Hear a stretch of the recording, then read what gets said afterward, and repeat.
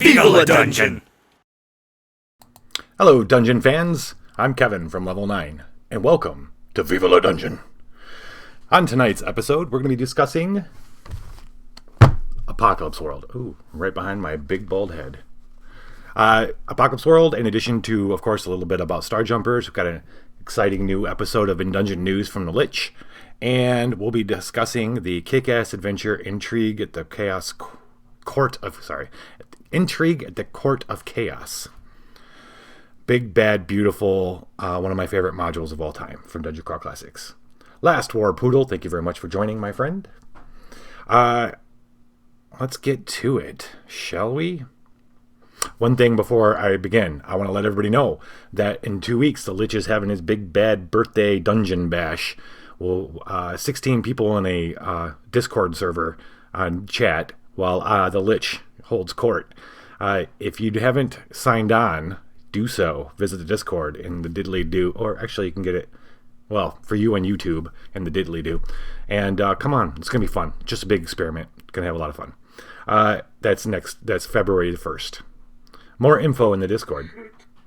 Oh, thank you, Poodle. Thank you, Last War Poodle, for the bits. Let's get going on Apocalypse World, man.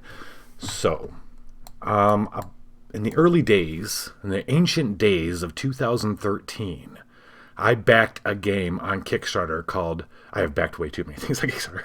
I want to say that right now. I haven't hit 100 yet, but it's fucking close. I backed this game called Dungeon World, all right? I've been a big fan of D&D and role-playing games since I was a kid. This looked kind of cool. I got it, and dudes, that literally blew my mind. The fucking game, I can't wait to show it to you guys. But Dungeon World was powered by the Apocalypse, and that was intriguing all on its own. And so I had to dig a little deeper, and I found out about Apocalypse World, which is, Apocalypse World was written and published in 2010. The old days of 2013, when I was but a young lad. If you happen to have picked up a role-playing game, any modern role-playing game, and you see the acronym PBTA, that means Powered by the Apocalypse. And it's one of the literally hundreds of games that have been inspired and by this game here, Apocalypse World. I have many of them. Everything from pro wrestling, which is fantastic, and I got a copy. I want to share that with you guys. To a 70s action game. Hey ho, hey there, ho there. That was Turk. That was beautiful last night. That whole good shit, dude. Very, very well done. Good. Last War Portal. We were old together.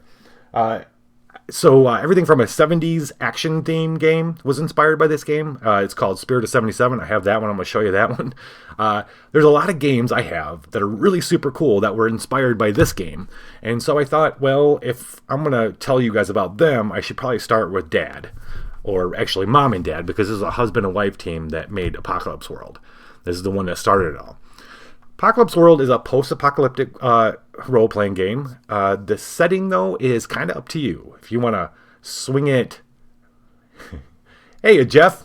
Rain survives. Thank you for joining me, buddy. Yeah. So I was telling everybody how Apocalypse World has inspired... I'm glad you came, Jeff. I'm glad you came. Apocalypse World kind of spawned hundreds of games powered by the Apocalypse. And the creators of the game would tell you that those games aren't, like, from a video game standard, they're not powered by. Like, from their viewpoint, there are games that were inspired by the mechanics in this game and to go off and do their own. And I'm going to talk about what I'm going to do tonight is cover a lot of the things about this game that inspired, the key things that inspired all these other games to be created. The things that they kind of share. I won't say, and I'm sure the creators would be like horrified because they're very smart, cool, arty people. They feel like they'd be really arty, but I'm not going to overstep my boundaries. But they're very smart, I'll tell you that. I'm sure they wouldn't want to say that this is definitely what makes an apocalypse game. But I will tell you the things that they share because I've played a bunch of them. So, like I said, it's Apocalypse World is a post-apocalyptic. You get a little bit of the setting, but one key feature in a lot of these games is that is kind of up to you. And that kind of segues into like one King Fishy. What up, fish buddy? Fish bud. So one of the key factors, and I'll start number one, is that, and this is going to blow a lot of y'all's mind, GMs go in with zero prep. Okay? These games, if you're the type of GM who thrives on coming up with shit in the moment, then these games are definitely for you. If you're the kind of GM that loves world building and creating the storylines and all that, then these games probably aren't for you. And even if you're in the middle somewhere, these games are pretty fun. And it takes a little get used to, because I've always been the type of GM that and DM that kind of wanted to plan out my story and be like, oh yeah, you get this, and kind of set it all up. But I found through playing these games how much I really enjoy just coming up with shit in the moment. And the other thing is how much I enjoy getting it back from the other players, from the players themselves. These games are all about shared agency. You're all there sitting at the table to come up with cool ass fucking stories and have a great time. So instead of this one-sided conversation where they're playing your world, you guys sit down and you're going to play a shared world. The way that kind of works is it's zero prep in your first session. The GM walks into the first session, everybody rolls up their characters, we start talking about your characters, the GM starts asking lots of questions, and before you know it, like, where was your first job? Who was the first person you killed? What was the first time you ever saw something super fucked up, and what was it? Let me know if this seems like I'm redlining. I'm going to turn on my microphone a little bit. And through asking these questions, before you know it, you start identifying, you being the GM, you start identifying threats. The area is a threat. Where do you live? You guys, you live, I have the players say, well, I live, it's hot. It's so fucking hot. It's like a wasteland. Okay, so we just kind of started a Mad Max kind of theme thing. The other person says, the first time I ever saw this weird shit, I saw this guy with, it looked like his wings, but they were stunted and like growing out of his back, and like they were like half formed. Oh shit, now we have mutations in it. And who was the first person you killed? Well, it was I shouldn't have did it. A guy was bullying me and my sister, and I shot him, but he was part of this guy's crew. Oh, who was the guy? And then you have the players come up with some of this shit, and you go, okay, that warlord is a threat that could come back.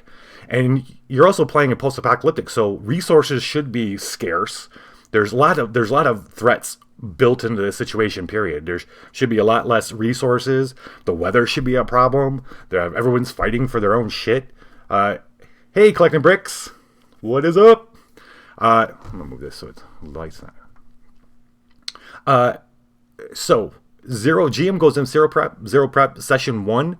You're building characters, and what the book tells you to do is, that first session is about creating the characters and then following them around for a day to get to know them. And then what the GM does is they step back away after that game. They have notes on shit that the characters they have come up with. You might have a little bit of a map. You might start drawing a map with the characters. They're like, oh, okay, so you lived here. But then you leave lots of holes. You leave holes in your map because you don't know what you might find later on while you're playing and shit in other games. So the GM takes all that stuff, goes back. The next session, you've got you get what's called a threat map, where you're like, okay, so I know we got these one warlords, and they're probably going to run out of gas. They got cars, so they're going to run out of gas. They might be wanting your guys' gas, or there's that disease that weird mutation. What's that about? Is there some kind of scientists or some shit that? And so you get this kind of model of threats. In some of the games, Dungeon World, they call them fronts. And then you come back into that session, and you just start talking, and maybe you throw one of them at them, and because all the threats start off where they're like stoppable. Maybe they have their own intents and shit. Actually, I'm gonna go into threats a little bit more later because there's some really cool mechanics with that. Okay, so that's one big one. One big defining factor of Apocalypse World powered games is the play. Through the play is how you build the story, not pre. You don't build the story beforehand. You watching both streams at the same time. Boom! Second thing that is in pretty much all of the Apocalypse Worlds games is the dice mechanic. So, these are the only 2 dice you use. It might seem boring, but it's actually pretty fucking cool. Anytime you need to do something, you're going to roll 2 6-sided dice. And the thing is, like, anything, anything below a 6 or below is a fail. You just straight up fail. The GM is gonna choose to do something to you. Sometimes it's called what's called a hard move. You're gonna take damage or something bad's gonna happen. If you roll 10 or 10 and above, then that's a awesome success. You nailed whatever you're trying to do. Now, if you rolled a 7 to 9, you succeed, but with a cost. And everything you try to do usually has a little list of things that you can choose from, or things that are going to happen. As you'll see when I get into moves and stuff, that kind of are things you can choose from, like a list of what happens because you rolled a 7 to 9.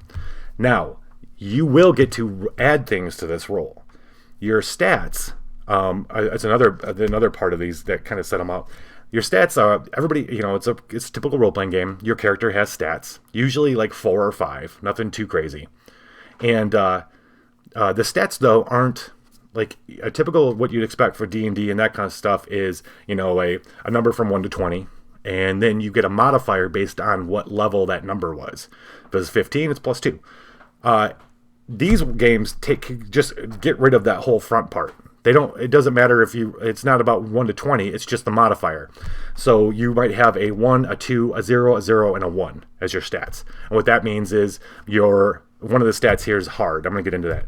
Hard, that's how badass you are. It might be 1. Now, one of your moves, whatever you go to do, might tell you to add your hard. So you'd roll, and then you'd add 1. 4, 5, I still fucking fail. And then that's how the roll kind of goes out. Which leads us into the third thing, of what kind of separates these games from other games, is moves. Moves are, imagine this, the game's like a conversation. You're all sitting around, you're asking your characters, the players, what they're doing, how they're doing it. Hey, Precious Paul, thanks for joining, buddy. You're asking people how they're doing stuff, and as they're talking, they're like, so the one person's like, well, I really don't want them to have that, so I'm probably punch them. And the moment they say something that sounds like a move, because there's basic moves and then special moves, and hitting someone's definitely a move, you kind of trigger that. And the GM is supposed to be listening for this stuff and go, okay, we got to roll at this point, right? And that's just common sense stuff. That's like, instead of demanding, all right, so the creature's coming at you, what are you going to do? You're more like, the GM's like, oh, this guy's hot and heavy, he's running at you, and, well, he'd still say, what would you do? So that's kind of a terrible example, but the idea is that you're listening to the characters and what they're saying with each other, together and with you, and you're picking out things, okay, that's something we need to roll on. Moves, there's basic moves, which everybody does, right? And these are the things that cover basically everything you'd ever want to do. There's like a move called Do Something Under Fire. So anytime you're going to, you're under duress. I'm going to try to run, we're being shot at. I'm going to try to run to this other building. That would be Do Something Under Fire. But it could also be you're being interrogated, for example. That's doing something under fire. And so when you do something under fire, you roll and you add your, I think it's cool, and then something happens. And I'm going to go into a little more details with those. I just want to kind of cover off the basics of what moves are. So do something under fire. Go aggro on someone. That's when you want to get up in somebody's face and make them do something. Sucker someone when you want to try to take them out, a stealth hit, basically. Read a situation. It's like perception check, basically. Do battle. And do battle has its own set of moves that you can do. And moves are just fancy ways for saying all these different actions you can take. Then characters have their own special moves, and that's what makes characters. And so we'll get into, let's make a character. First off, let me tell you, so back to like Apocalypse World. It's a hard, nasty, crazy fucking world that no one knows what caused the apocalypse. But the world's a shitstorm. There's a psychic maelstrom that's always kind of thrumming around that some people can tap into and some people have no idea exists. People are fighting and killing for food. And in that world are, they call them playbooks. That's another key thing in these games. They call them playbooks, not characters, like classes. They call them playbooks. So there's the Angel, the Battle Babe, the Brainer, the Chopper, the Driver, the Gunlugger, the Hardholder, and the Hocus. The Maestro D, the Savvy Head, and the Skinner. And these are all the types of people you can play. All right, we're going to check out the Battle Babe. And then when you play a character, like sit down at a table and you're gonna play, nobody can play the same character. That's just like nobody can pick the same playbook. Everybody's got to play somebody different. The Battle Babe. Even in a place as dangerous as Apocalypse World, Battle Babes are, well, they're the ones you should walk away from, eyes down, but you can't. They're the ones like the seductive blue crackling light, you know? You mistake looking at them for falling in love. You get too close, and it's a zillion volts, and your wings burn off like paper. Dangerous. So, a Battle Babe, everybody has the same stats. You got cool, hard, hot, sharp, and weird. Those are your stats. All right. You get this little, the way they do harm is this little countdown clock thing. Every time you take some damage, you shade in a piece. If you get all the pieces filled in, then it's kind of like Puppet Land. Puppet Land was almost no, Puppet Land had the jigsaw pieces. This has the circles. Then you have one of the coolest parts that really blew my mind with Dungeon World, and this actually does it better than Dungeon World does, I think, is history. HX is history. And this is where I got introduced in modern gaming with the idea that you start off with relationships with the other players kind of defined in the game terms, not just like in backstory kind of shit. Like they bring it into the game. You actually are measured other people. You have a +1, +2, +3, +4. I think going to minuses too of history with another person. Like I think if you go into minuses, that's like you have bad history. Plus is a good history. Battle Babe special. Okay. They also, in this version of the game, they've released another one where they took this part out, but I always thought it was kind of interesting for this game. It's interesting because it's like playing with your group, like what would happen. But if you and another character have sex, nullify the other character's sex move. Whatever it is, it just doesn't happen. Like everybody has a sex move. I think they've gotten rid of that in like the very, very latest update to it, but he changed it to something else. But let's talk... All right, so let's talk building this character. So you sit down, you want to build a Battle Babe, right? Yeah, sex moves pretty sweet. Yeah. Yep. So they give you like list a name. We'll pick Crimson. That's going to be my Battle Babe name. Or Raksha. That's pretty sweet. All right, I'm looking here. But then for stats, you don't roll stats. You pick from a set from a list. Like you can pick cool 3, hard -1, hot +1, sharp 1, or weird 0. All depending on how you want to play this character. Let's play her a little weird. So we're going to go cool 3, hard 2, -2. Oh, so she's not very tough. Or he. Raksha. Raksha's a little, we don't know if he's a boy or girl. A lot of people don't know.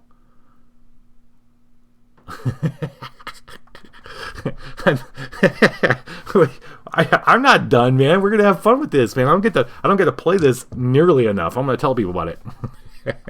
All right, so we got cool, hard -2, hot +1, sharp +1, weird. Okay, that's how you get your stats. But let's talk moves. This is a cool part.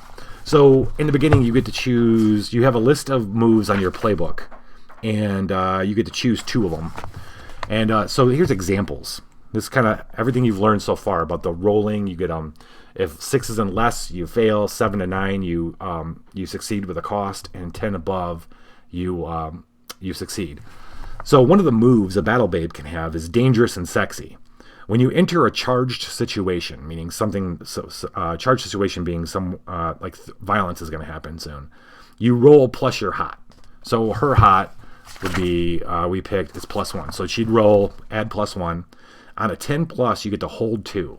And what that means, you'll see in a minute. You basically say, okay, I got 2 things I can do later. On a 7 to 9, you hold 1. Then you can spend your hold 1 for 1 to make eye contact with any NPC present who freezes or flinches and can't take an action until you break it off. On a miss, your enemies identify you immediately as the foremost threat. So you see what's kind of cool there. So if you succeed at all, you get a variety of number. Like if you succeed, great, you get 2. 7 to 9, you get 1, and you spin that as currency to be able to pick maybe you could pick 2. If you got 2, you'd be able to pick 2 different NPCs in a fight and be like, I'm just staring at them, and they're like, I can't do anything. But if you miss, then the enemies are looking at you going, okay, you're the one we need to take out, rightfully so, right? There's always a plus and a minus going on. Ice cold is another move. When you aggro on an NPC, roll plus cool instead of roll plus hard. When you go aggro on another player's character, roll plus history instead of roll plus hard. So that just swaps out what you the stat you get to use when you do those actions. Merciless. When you inflict harm, inflict plus 1 harm. Visions of death. This is a cool one. When you go into battle, roll plus weird. On a 10 plus, and I wanted to go weird anyway, so. On a 10 plus, name one person who will die and one who will live in the battle. On a 7 to 9, name one person who will die or one person who will live. Don't name a player's character, name NPCs only. The MC, who is the MC is the GM, that's the name for the GM, will make your vision come true.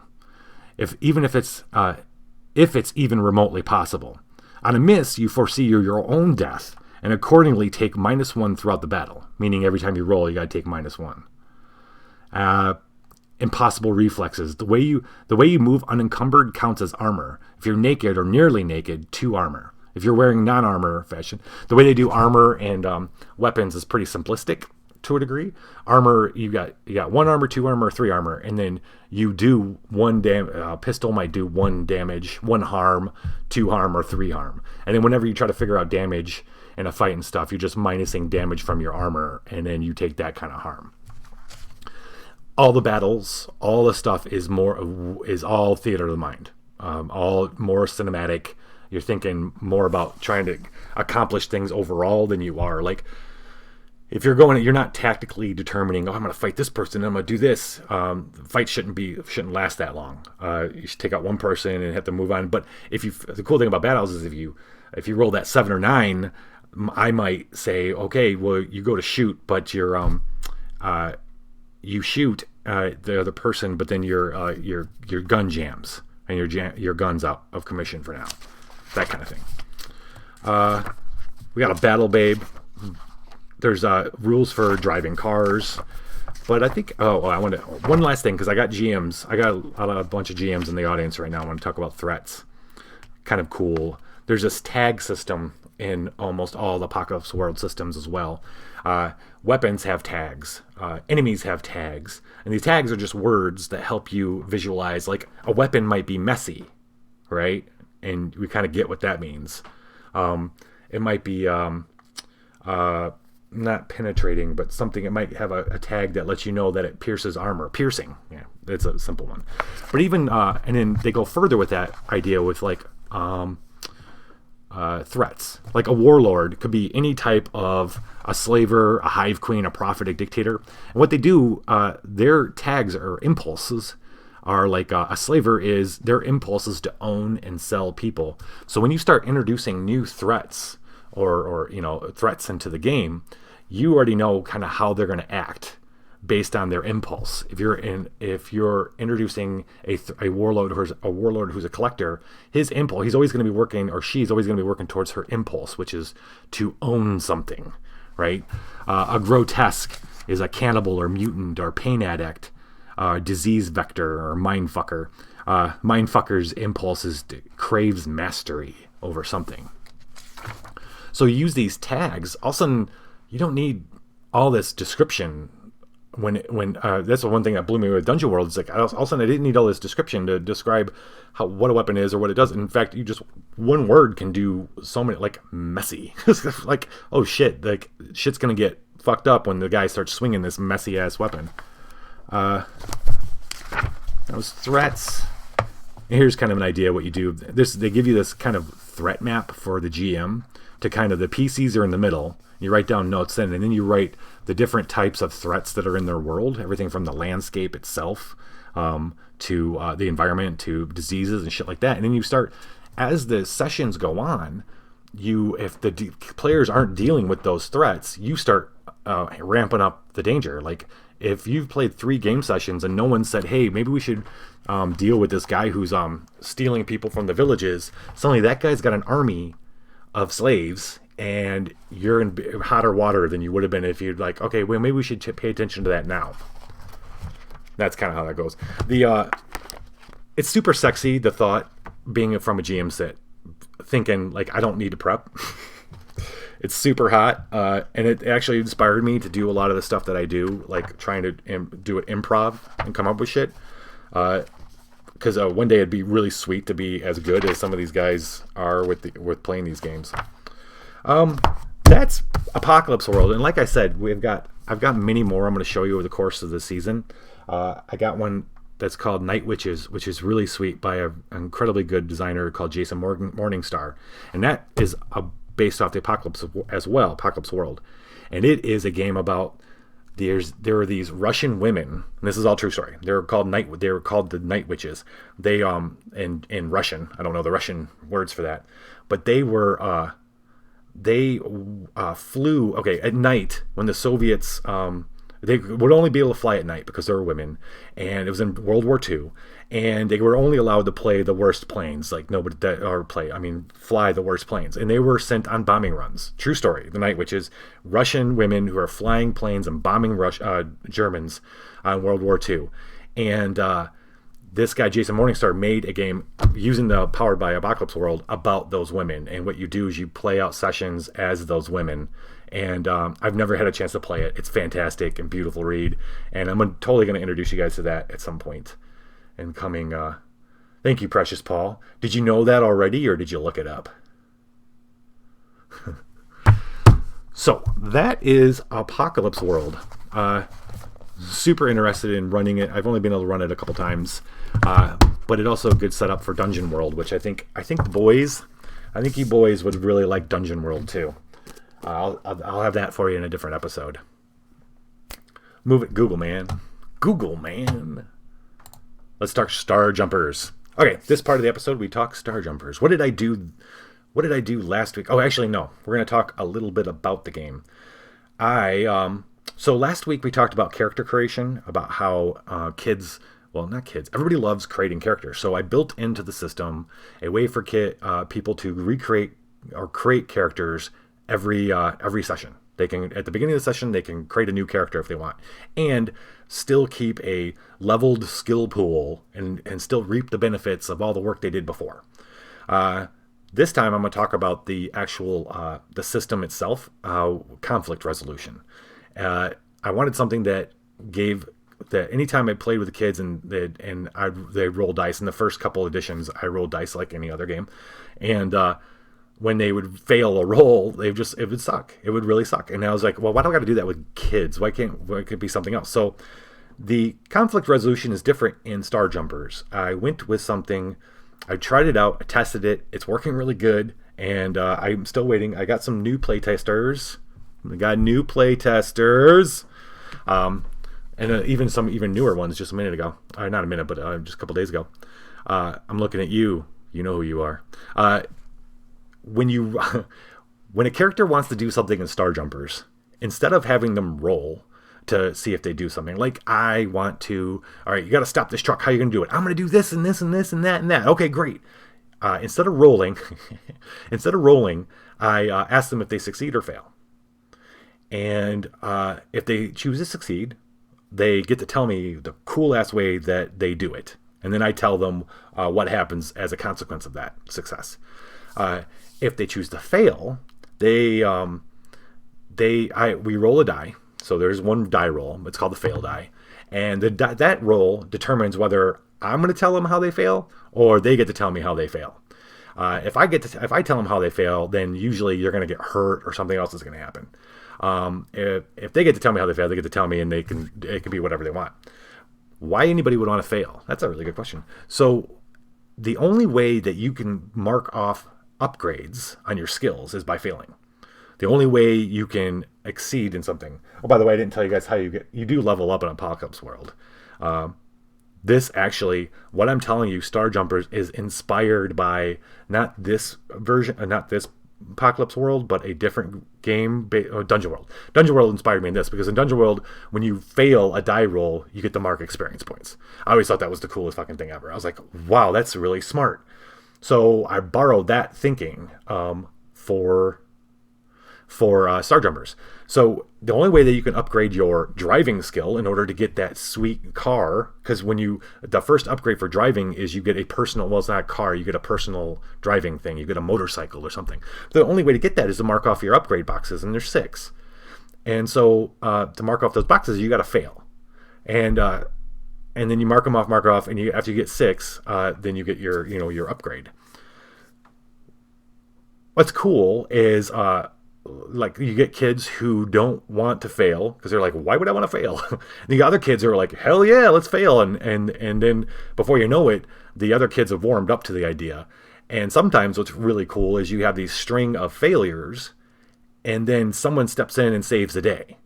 Because it'd be like, okay, so you're trying to climb this steep wall, and you're using your acrobatics. Do you succeed or fail? And they're like, I fail. Well, okay, well, you're climbing up, and you grab a rock, and it's not steady, and all of a sudden you're falling. And you go, Agent P, we need help here. Agent K is falling.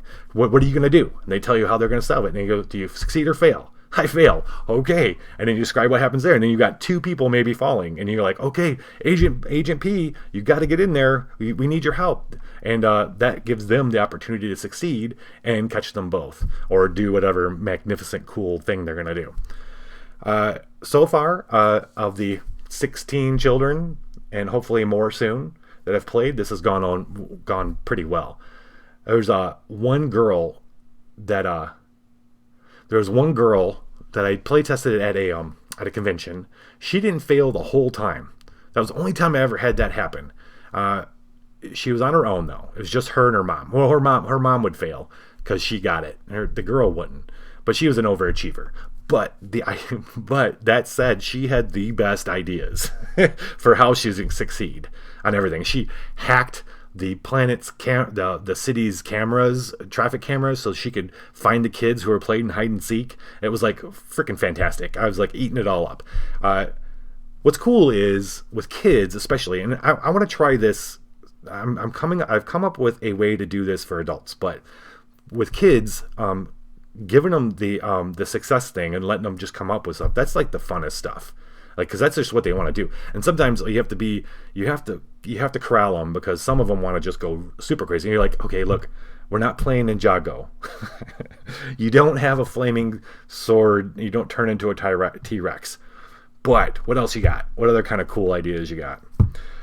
So that is Star Jumpers. And as many as people will say, oh my God, you're teaching them how to fail. And it's like, I know that might be a good marketing. What do you guys think? That probably be a really good marketing device to say. It's like the whole teaching kids not to be afraid of failing. I didn't want to hang my entire hat on that though, but I think it is a good part of the marketing for the game. Yeah, Ninjago. Yeah, seriously. No, I actually said those words. That's why I brought that up. He was young though. He's like well, no, he was only 8, but learn from mistakes. Well, that's the big thing. It's creative problem solving. When I was looking around for games with my daughter, most of the games are still revolve around violence of some sort. Even most of the games that you find for kids they boil down to lots of fighting monsters. And I'd rather have them coming up with cool ideas, and it's really easy to get kids to come up with cool ideas. Really easy. You find that actually a lot of them don't get violent at all. If you don't introduce the violence, they don't get violent. It's pretty cool. All right, that was okay. So what was I going to do last week? Okay, so my goal for this week for Star Jumpers was to I was going to post on Board Game Geek. I did that. I didn't get as much response on Board Game Geek as I did on Reddit. It wasn't bad, but it wasn't the best. I was supposed to find another place to post about it, but I didn't do that. But I did make a thing. I made a form at the advice of some cool new people. I think it was Dragons in the Dining Room actually suggested that I create a Google form for feedback for playtesting, and I did that. So anybody who has a chance to playtest it can go to my Google form and fill out it's not very extensive. It's pretty simple. There's just some key things that I'd really love to hear about.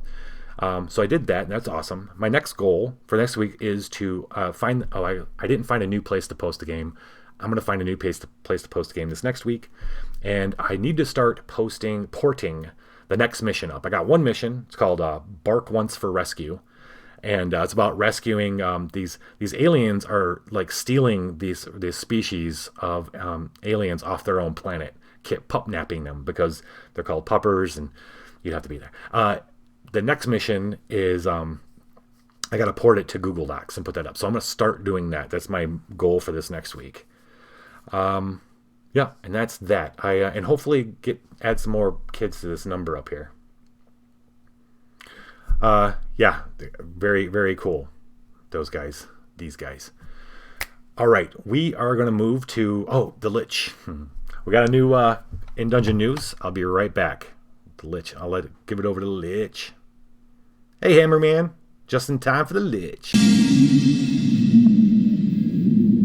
Hello, monsters. I'm the Lich, and it's time for Dungeon News. We got exciting news tonight, too. We're on to some. Fizzrag has discovered that eating dragon scales can make you a conduit for the spirits from beyond. Yeah, like where ghosts go to die and shit. So this Calexis Regretamorium is actually a message from someone in the spirit world. Yeah, pretty sweet, huh? Yeah. We just need to figure out who is sending it and what it actually means. But I'm on it, alright? Let's see, in other news, looks like we've got a new owlbear wrestling champion. Yes, and frankly, no offense, a rather unlikely champion, right? Grimfang the Kobold is our new champion. Ha! Man, it was awesome to see you wear Grimmy. Yeah, he floats like a fairy dragon and pins like a storm giant. Am I right? Right? So that wraps up this season of Owlbear Wrestling. Guys, if you want to see the Owly, it'll be in the Kobold Cave on level 2 until next season. But don't be surprised if the Kobold party lasts all week. Let's see. Level 5 is having their farmer's market this year. Lots of cave shrooms, glow carrots, crabbages. We had to talk about better eating, didn't we, monsters? So let's I want to see you all there. All right, and looks like that's the news. Viva La Dungeon. Thank you, Lich. Moving on. Okay. Next part of the bit of this show is kick-ass adventures focused on Dungeon Crawl Classics for this season. Tonight's adventure is Intrigue at the Court of Chaos. It's a level 1 adventure, and this is another shining, beautiful, hold it up as a great example of the huge difference between playing a game like Dungeon Crawl Classics and playing D&D. This is Dungeon Crawl Classics puts you into adventures that are so epic that there's no way. Like a level 1, if you can imagine a level 1 D&D adventure, this is so far fucking away from that. This is not killing rats in the sewer or fighting bandits or whatever. This is, well, you're going to see. Intrigue at the Court of Chaos. Now, we played we talked about two different funnel adventures. The last one was Sailors on the Starless Sea. And for those of you who weren't here for that, Sailors of the Starless Sea had a group of 16 peasants who had finally had enough. They're this ancient keep that always been there and always been kind of spooky but not dangerous. But these people started disappearing and livestock started disappearing, and it was all traced back to somebody had taken up inhabiting this keep. And so you peasants banded up and went after whoever was in the keep. And you ended up like finding this giant lake underground and this huge this big sacrifice thing, and this chaotic god was released, and big epic and of course everybody died except for 2 people. And those 2 people joined the 2 people from the first funnel adventure, which was Hole in the Sky, where it was just as epic, where they walked across the peasants from all over the land who had felt like they were out of place, all found themselves in the cliff with the lady with the 4 heads and walked across an invisible bridge into this hole in the sky, and then freed this being of chaotic energy, and then got to turn the wheel of destiny and completely change themselves. Well, let's recap. Those people, those 0-level peasants who survived those, there's conveniently 2 each, so we have a party of 4. They then, because they survived, they leveled up. They're all level 1 now. So Sek was a dwarf. He was a dwarf mushroom farmer. So when he levels up, because he's a dwarf is just the class. There's no races. It's dwarf is class. So when he leveled up, became a dwarf. He Sek and Barney, they were the ones together who survived. They're the only 2 that survived the the sailors sailing the starless sea, the Kraken, and the sacrifice. And then when they defeated the main dude, the whole cavern flooded, and they were spit out in this boat and swept out the sea. And they finally find their way back to town. And when they finally get their best friends now, Barney is a thief. He rolled up. He's a thief. Sek is the dwarf, the mushroom farmer dwarf. Let's see, anything notable about them? I'm not going to go into too many details about the system because I'm going to do some high points for this. Throughout what I tell you about the adventure, you'll learn a little bit about what it means to be a dwarf, and you probably already know what it means to be a thief, but you'll see some of the mechanics in play, I think. So what we know about Sek and Barney is they really bonded. And after that experience, they couldn't go back to their normal lives. In fact, Sek became really paranoid and really kind of scared of the crazy shit that they saw, and Sek even began to think that maybe he needs to go out and if there's more shit like this, these cults, these beast people that they fought, this giant minotaur and the beetle people with their spider heads and beetle heads. He decided he needed to go out and kill these people. And Barney doesn't have anybody else. And Barney's really stupid. I'm sorry, not stupid, that's rude. Barney isn't very intelligent. He's got a 5 intelligence. He's pretty lucky, but he's only got a 5 intelligence. He doesn't have anybody else to Sek. So Sek and Barney, they're traveling around. Sek went kind of survivalist kind of thinking. He's like, I gotta gear up. We're gonna find out. Maybe we can help people or stop whatever's coming. The world's ending because these crazy things. He doesn't know if it's the end of the world or some kind of sign. I mean, he was like lived in a little village. He had no idea this kind of shit existed. So those are those two guys. They're in a different part of the world than Folbar and Illyrin. Folbar and Illyrin were the ones who got the turn the wheel of destiny, and both of them rolled really, really well. Like one rolled a 20, the other one rolled a 19. So what happened is Illyrin became a girl. Like Illyrin, in Whole the Sky, all the peasants felt like they're out of place their whole lives. And then this woman in blue called them all and basically preyed on that thinking and got them all to come to her. And they got to roll the wheel of destiny and actually assumed the form that they should have been. That was the little tiny part of their head. Illyrin was a boy elf, but he's now a girl elf. She is now a girl elf. Glassblower, that kind of stayed, but she's she's a lot prettier now. She's a 15 personality. She got to reroll a stat. Elves are like dwarves. Elf is an elf.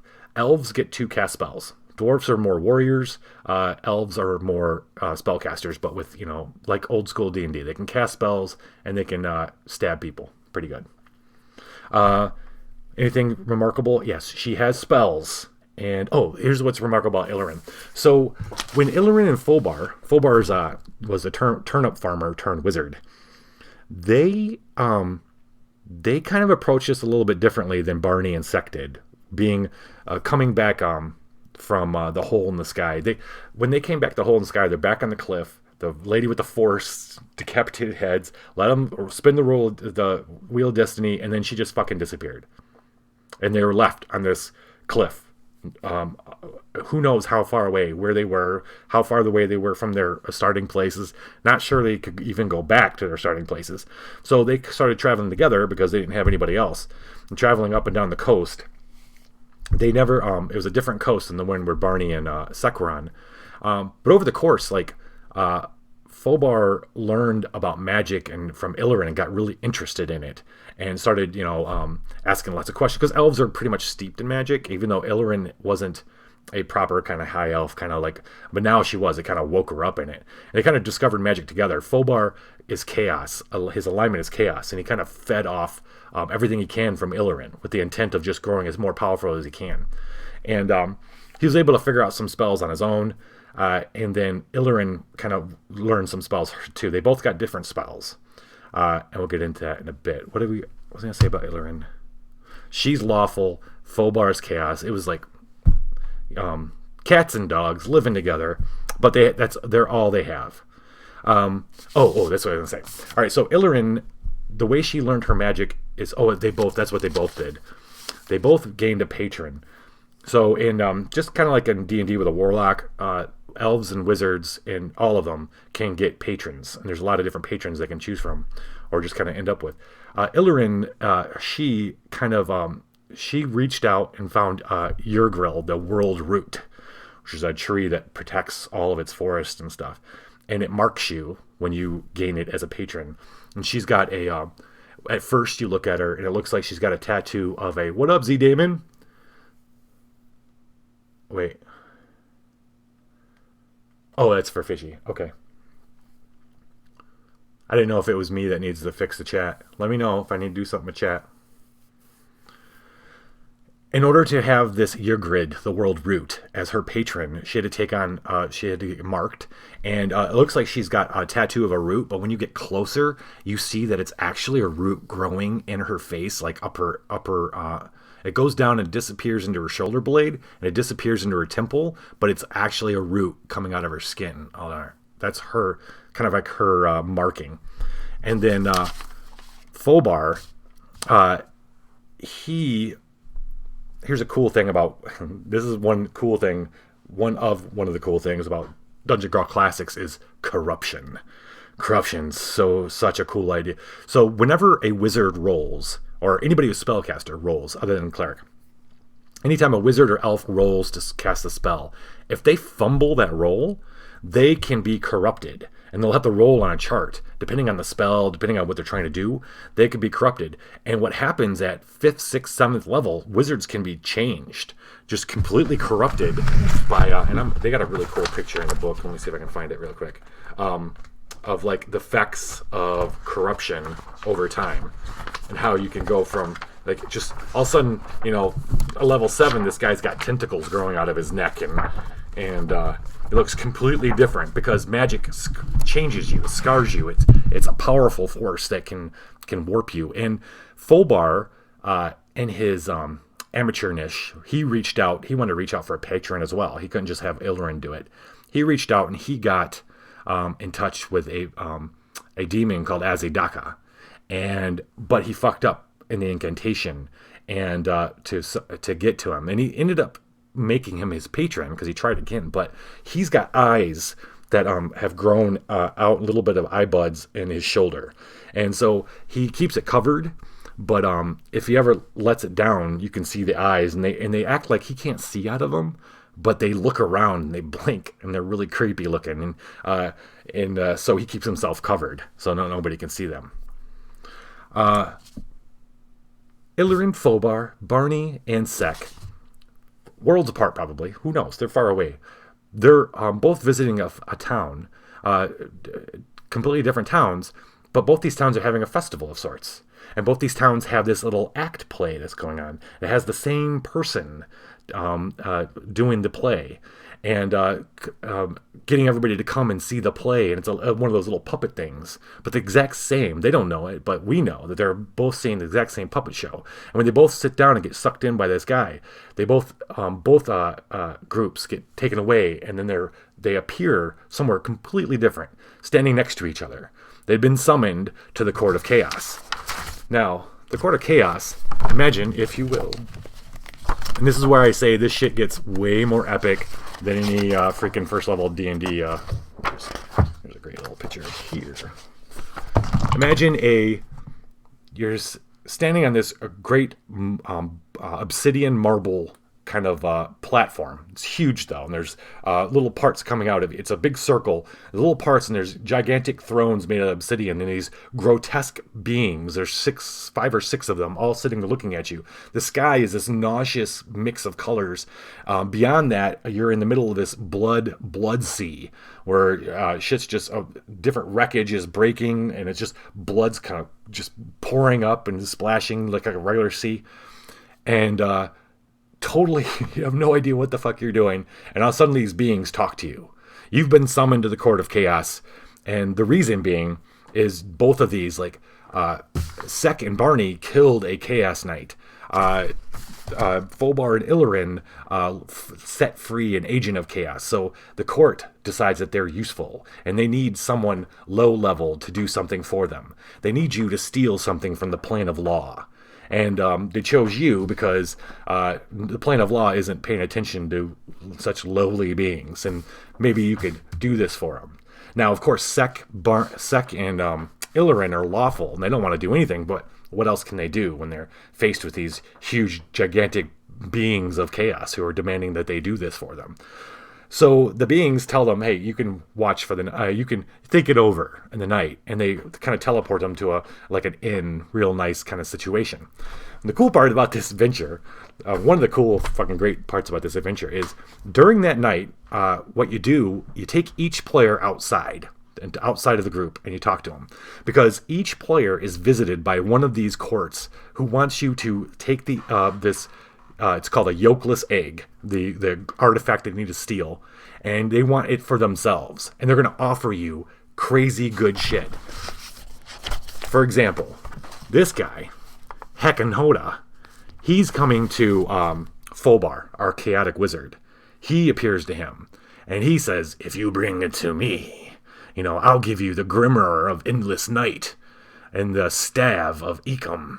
And of course, the Grimmer of Endless Night has 1d6 wizard spells of each spell level, and the Staff of Ecom grants a +6 to all spell checks. And so you tempt each player with whether or not if they will bring it to just that chaos guy instead of the whole court. So that night, all of them are visited. The Barney, Sek, and Illirin are all visited as well.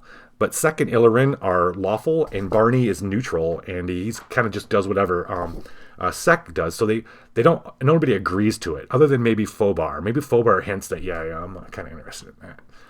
So in the morning, before being resummoned to the court, a serving girl comes in. So all these guys came to them in like dreams. The serving girl comes in, and then she reveals herself to be a secret agent of law. And she says to the whole party, she doesn't visit me, she just says to the whole party, like, if you can bring me the egg, I will reveal I will have it as evidence that the Court of Chaos is trying to do this to the beings of law, and we will make sure that you don't get punished for having stole it. Now, of course, Sek and Illirin are like, they look at each other like, yeah, that's the plan. Fobar plays along. Barney's just Barney. But that's the plan. The plan is we're gonna steal this egg, but we're gonna give it to the agent of law when we come back. Okay. So they get summoned to the court. You're given because your normal shitty weapons aren't going to work on the plane of law. You're given these weapons of chaos, and then you're teleported to the plane of law. So the plane of law is this beautiful, perfect place. Perfectly cut green grass, perfect blue sky. In the middle, it's like a big circle area. It's got to be one part of the plane of law. But there's this giant diamond they call a cataphract. Giant, like 300 foot tall. It's hovering in the middle of this place and in the center. And that must be where this yolkless egg is. That's what contains it. And as the adventurers start moving down towards it, they get met by this giant bull who's like the guardian. And it's this old, lawful bull. And they start trying to stall it because they're trying to figure out how to get past it. Sek and Illirin don't want to kill it. Then maybe one of them notices that he's got these runes on the back of his. Oh, actually, I won't tell you, just in case you ever fucking play this. They figure out a way that they might be able to get past this guy, okay, without a fight. But to do so, they're gonna have to make a roll. We're gonna make that roll to see whether or not these guys get past with fighting him or without fighting him. We need to make a spell check for Illirin, and she makes spell checks at +1, a d20, all right, and she's got to make a 12. And she also gets +2 because she's lawful, so +3. 6 + 3 is 9. That is not 12. She is not able to do that before the bull smells the chaos in their weapons and attacks, and they have to slay him. And Sek, our dwarf, ends up getting hurt in the fight. He's not terribly hurt, but he's hurt. But they end up slaying the bull, and it saddens Sek and Illirin to kill this lawful being, but it had to be done. When they do that, a staircase, a shining silver staircase, comes down from the very tip of the bottom of the diamond that's hanging in the air. And they go up and enter the cataphract. Inside are 5 doors. Each one has a different word on it in the lawful language: creation, construction, enlightenment, sacrifice, and judgment. Now, each one of those is a different test. I'm not going to go into details of all these tests. They're all pretty fucking cool, though. I mean, everything from, if you wanted to play one out with your characters, one option is you actually bring some Play-Doh and you have them do the test with Play-Doh, because the characters have to mold something. Another one has you mixing potions. When they've completed all 5 of the tests, then the sixth door opens, and that's where the yolkless egg is. And here's, like, I'd say is the cool completion, not climax, but it's a cool another climax. They walk up to take the egg, and there guarding it are all mirror images of themselves, and like better condition.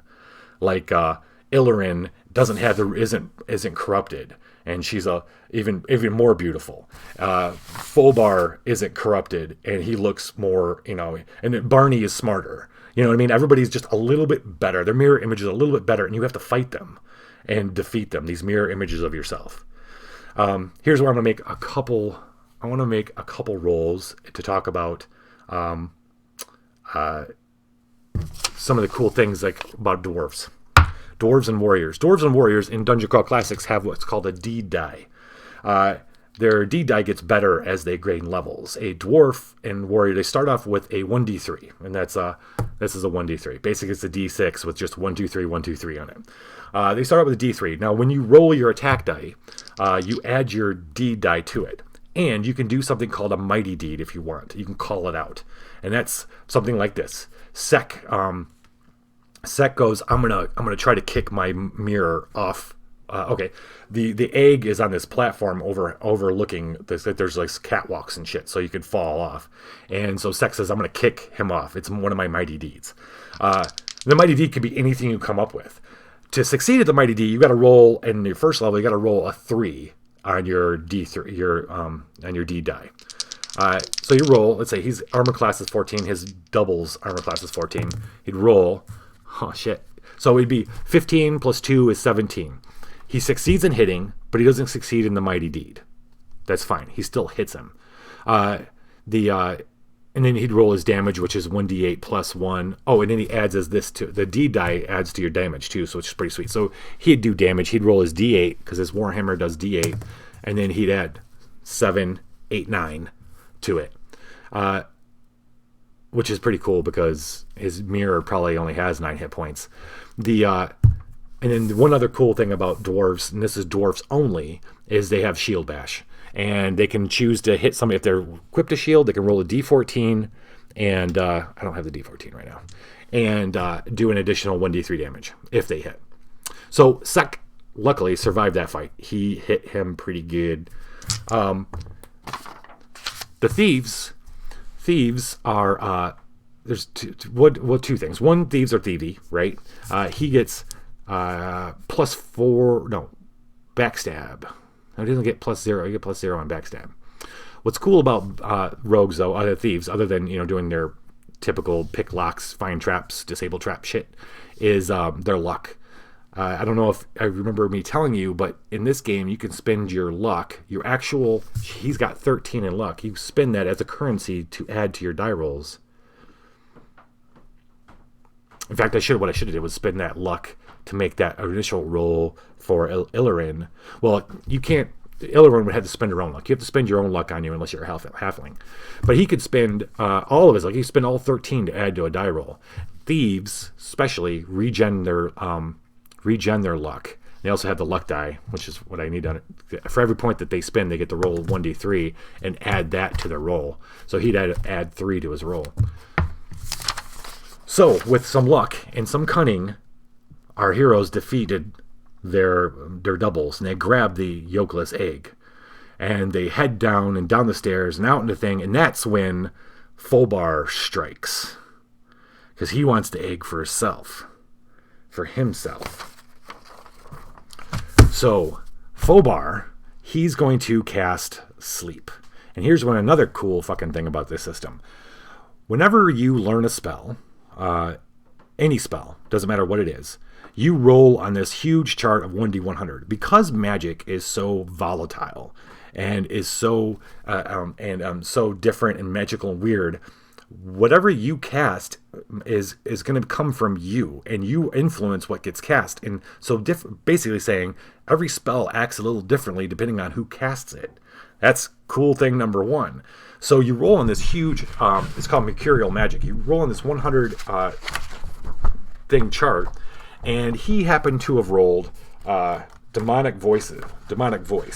So when he goes to cast this spell, for some reason, when he casts it, he says it. This demonic voice comes up and comes out. He thinks he's saying the words. He goes to starts it, but this actual demon speaks out of his mouth and says it in a big booming, and it's a language that nobody can understand, that he never learned. So every time he casts Sleep, that's what happens.